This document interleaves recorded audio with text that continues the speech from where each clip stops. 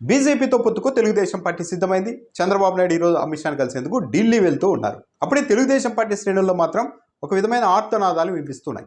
ఈ పొత్తు తెలుగుదేశం పార్టీని ముంచేయబోతోంది వచ్చే ఎన్నికల్లో అన్నది విస్తృతంగా టీడీపీ శ్రేణుల్లో వ్యక్తమవుతున్న అభిప్రాయం.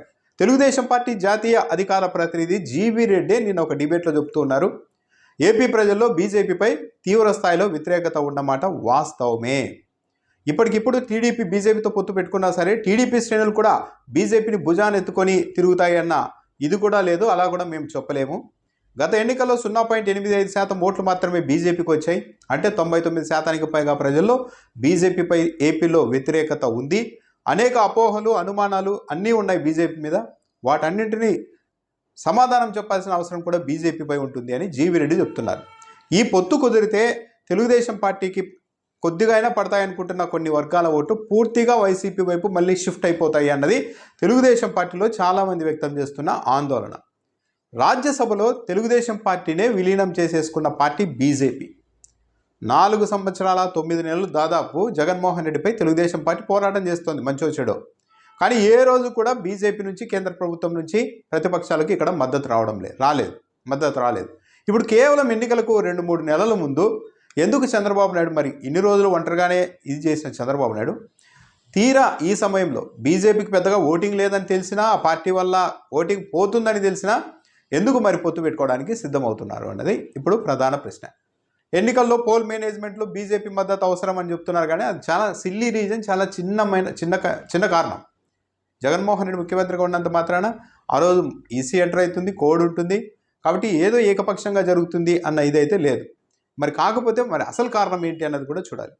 తెలుగుదేశం పార్టీ నాయకత్వానికి ఉన్న ఒక ప్రధాన భయం ఏంటి అంటే, ఈసారి ఎన్నికల్లో తెలుగుదేశం పార్టీ ఇక్కడ ఓడిపోతే ఇక పార్టీ నిలబడడం అన్నది చాలా కష్టమవుతుంది.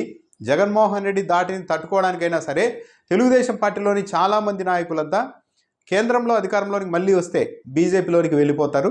తెలుగుదేశం పార్టీ దాదాపు దెబ్బతినిపోతుంది.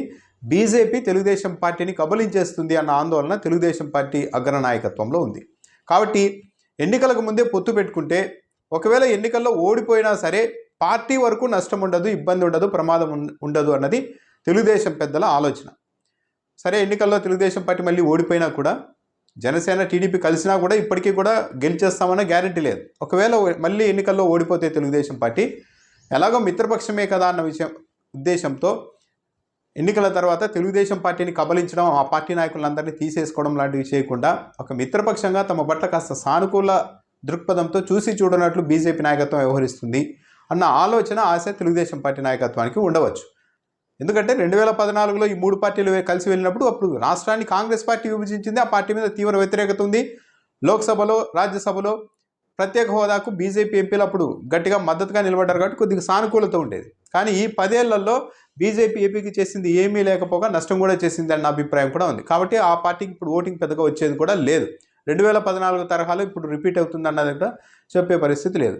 కాబట్టి ఇవన్నీ తెలిసి కూడా చంద్రబాబు నాయుడు పొత్తు పెట్టుకునే సిద్ధమవుతున్నారు అంటే ఎన్నికల్లో ఓడిపోయినా సరే ఎన్నికల తర్వాత కూడా తెలుగుదేశం పార్టీకి ఇబ్బంది ఉండకూడదు, పార్టీకి ముప్పు రాకూడదు, బీజేపీ ఆ ప్లేస్లోనికి వచ్చే అవకాశం రానివ్వకూడదు, వాళ్ళతో మిత్రపక్షంగా ఉండిపోతే కొద్దిమేర తమ మీద దయ ఉంటుంది, జగన్మోహన్ రెడ్డి మళ్ళీ అధికారంలోకి వచ్చినా సరే తమ మీద ఈ స్థాయిలో ఒత్తిడి ఉండదు అన్న ఉద్దేశంతోనే చంద్రబాబు నాయుడు పార్టీని ఎన్నికల తర్వాత కూడా కాపాడుకునేందుకే బీజేపీతో పొత్తుకు ప్రయత్నిస్తున్నారు అన్న అభిప్రాయం అయితే విస్తృతంగా ఉంది. మరి అయితే బీజేపీ ఎందుకు టీడీపీతో పొత్తుకు సై అంటోంది అంటే ఆ పార్టీ కారణాలు ఆ పార్టీకి ఉన్నాయి. ఏపీలో చాలామంది సీనియర్లు ఎప్పటి నుండో బీజేపీని నమ్ముకొని ఉన్నారు. ఒంటరిగా వెళ్తే ఈసారి 1% ఓటు కూడా వచ్చే అవకాశం లేదు.